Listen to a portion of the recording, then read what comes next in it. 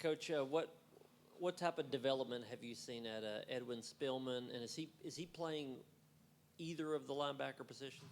Yeah, the one thing that we do in our position room is everyone is responsible to know both positions, so we call them dual purpose linebacker. So he is someone who is being able to do both of them.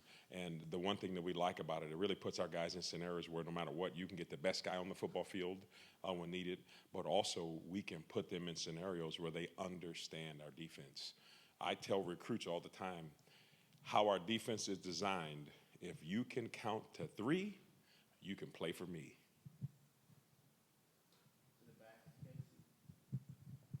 When you have a room that, aside from Carter and Telander, a lot of those guys really don't have much in-game experience, what is it that you're looking for from them this spring to build some depth? Well, the biggest thing that we're looking for from them, Casey, is just the continued, as we would say, thriving when you're on the field. And the best way to do that is you have to get them on the field, put them in the fire, allow them to understand what happens when they're under pressure, and be able to coach them in those moments. And that's the biggest thing that we're doing now with a lot of guys on the team, because there's a lot of individuals who are coming back that are fairly new. So we're really putting them in, as we would call, putting them in the heat, under pressure, and allowing them to thrive under pressure, and being able to coach them up, because mistakes that are made, we got to coach them and make sure that we get them better. Over here, just what's the approach for your room been this spring? Just with a few guys out, kind of shorthanded, I guess, compared to what you'll be in the fall with Arion and a couple of the freshmen not out there. We're not shorthanded. The approach in our room is attack, and the standard is going to be the standard. Everyone who hits the football field, you're going to be ready. You have to manage your role. You have to do your job, and you got to go execute. So we don't see it as being down. We see it as a really, really, really great opportunity for the next men to continue to keep developing in the program. Coach, you got 3 freshmen, 2 of which aren't 3? going. Really? Well, 2 of which aren't going through. I'm freshman too. Yeah. So what have you seen out of Brendan Ains on the field? And then what do you feel like the 2 Jadens have been able to get done, even though they're not able to go through, the line share practice? Yeah, to think about us finishing practice 9, and Brendan Ains, he was here prior to us going to the college football playoff, and him coming back now, to see the steps that he's taken thus far. We're so proud of him, because he does a few things that you want all your players to do. He prepares. It's important to him, and he understands how to ask questions. And when he's on the field, he plays literally like his hair is on fire. And if you see him, you would think his hair is on fire, literally. But he does a great job of just learning, applying the things that we want him to do in the system, and it's been great having him here during these practices, because he's going to be in a scenario where he'll have a chance to be able to help our football team.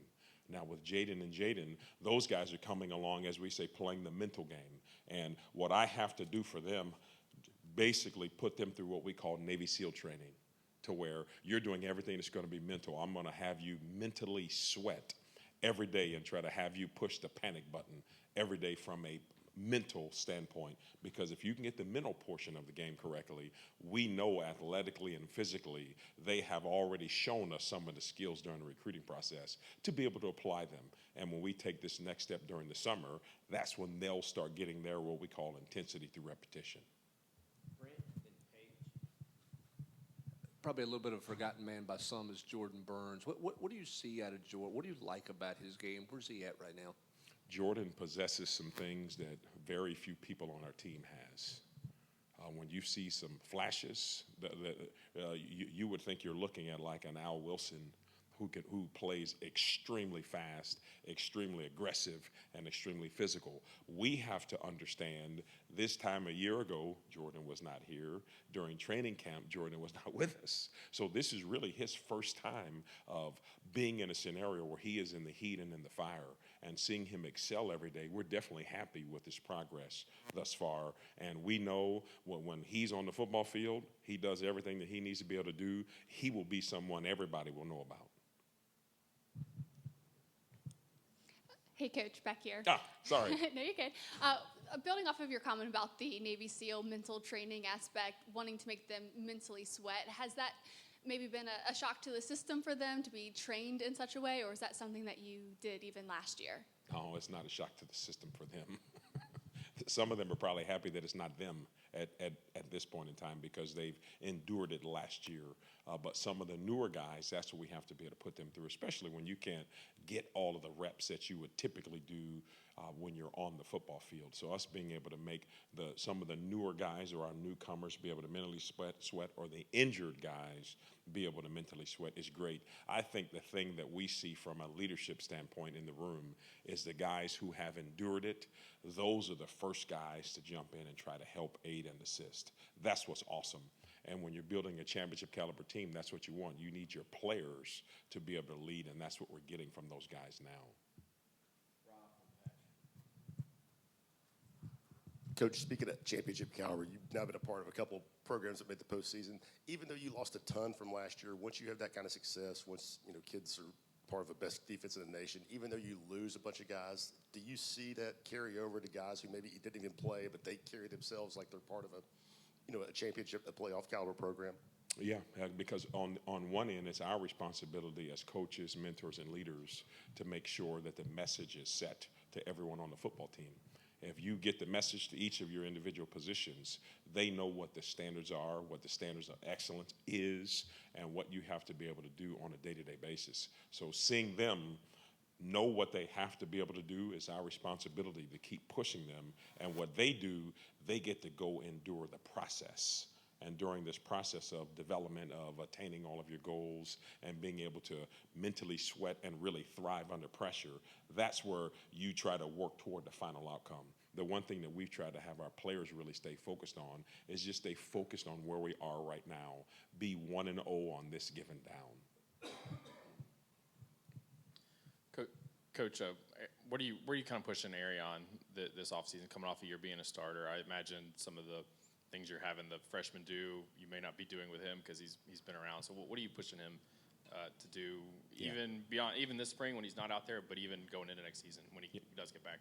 We're pushing him to make sure that he keeps the 10,000-foot view so he can see everything that's going on around him, not just knowing his job, but knowing all the guys around him, not just seeing a respective formation, but knowing what are the 3 to 4 things that could happen on these given plays. If we could have that thought process continue to expand very fast, the game slows down, you make more plays, everyone knows who you are, and you become the best linebacker in the country, and that's what we're pushing him to be able to become, along with all of the other guys in the room as well.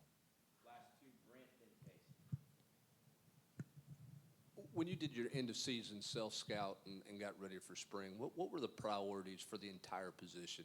Where does your position need to – where do you want him to take a step from last year to this year on the field in terms of whether it's X's and O's or execution or whatever?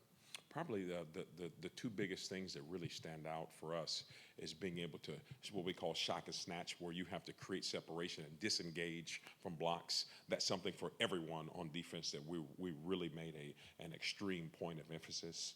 The next thing is going to be us being able to play in space. The body position, the balance, the footwork that you have to be able to have. And we're so happy that Coach Schmidt and his staff in the weight room have really done a good job of being able to attack that during the off season for the guys thus far. So that's kind of two of the things that we really are focusing on, along with the standard things, making sure you can improve in your tackling, improve in your communication, being able to attack and take the football away. How pivotal has Jeremiah been in bringing those younger guys along in the room? My man, Power T, he is awesome because he's someone that when he comes to the field, you know he's there because he's going to speak, he's going to communicate, and he's also going to act. So when he does his reps, he wants to set the gold standard for the rep. That's exactly what he's been doing all the spring. We wouldn't exchange him from anyone because he is someone that you want to have on your football team. He is like glue. And in a sense, he is literally another coach because he's someone on the football field that has been there and done that. And his learning was accelerated once we got to Game 6 last year, with him having to come in and be a full-time starter. So seeing him continue to take steps, that is so gratifying to see as a coach. Thank you, Coach. Yeah, thank you all. Go Vols.